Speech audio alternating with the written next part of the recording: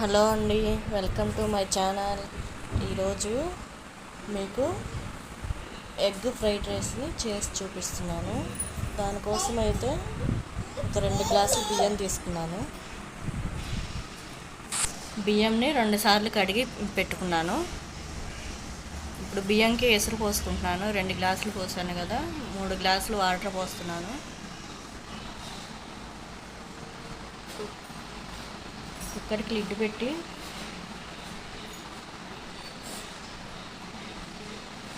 Stove on చేస్తున్నాను. Next stove on చేసి కుక్కర్ని అయితే పెట్టాను. 2 విజిల్లు వచ్చే వరకు అన్నాన్ని అయితే ఉడికించాను. తర్వాత 4 కోడిగుడ్లు తీసుకున్నాను. ఒక ఉల్లిపాయ కట్ చేసి పెట్టుకున్నాను.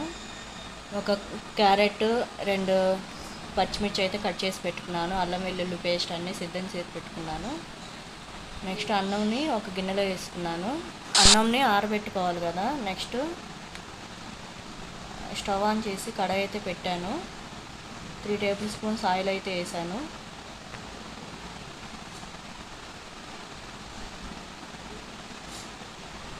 ఆయిల్ హీట్ అయ్యాక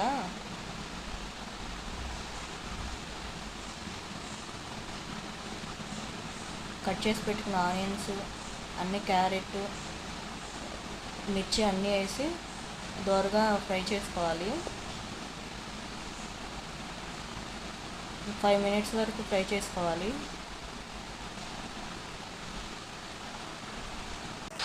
ఆయిల్ ముక్కల్లోంచి సపరేట్ అయ్యే వరకు ఫ్రై చేసుకోవాలి.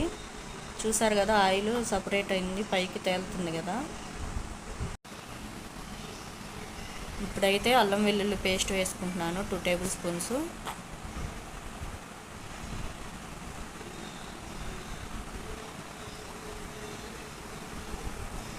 పచ్చివాసన పోయే వరకు వేపుకోవాలి. అయిపోయిందండి, ముక్కలు ఫ్రై అయినాయి. తీసి గిన్నెలో వేసుకుంటున్నాను.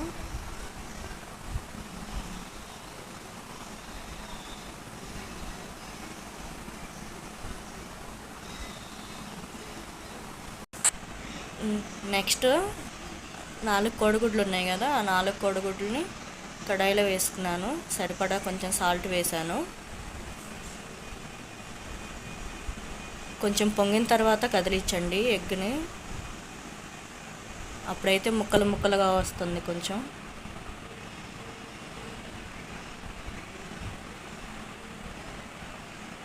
ఎగ్ని అయితే బాగా ఫ్రై చేసుకోవాలి. ఫ్రై చేసుకున్న ఎగ్ను కూడా గిన్నెలో వేసుకోవాలి. మీ టేస్ట్కి తగ్గట్టు సాల్ట్ వేసుకోండి. నేనైతే 1 టేబుల్ స్పూన్ వేసాను. 2 టేబుల్ స్పూన్స్ గరం మసాలా అయితే వేయండి. ఇప్పుడు మొత్తం కలుపుకోండి గరిటెతో. అన్నం మొత్తం కలిసేట. ఇంకా మన ఛానల్ ఎవరైనా సబ్స్క్రైబ్ చేసుకొని వాళ్ళు ఉంటే సబ్స్క్రైబ్ చేసుకోండి.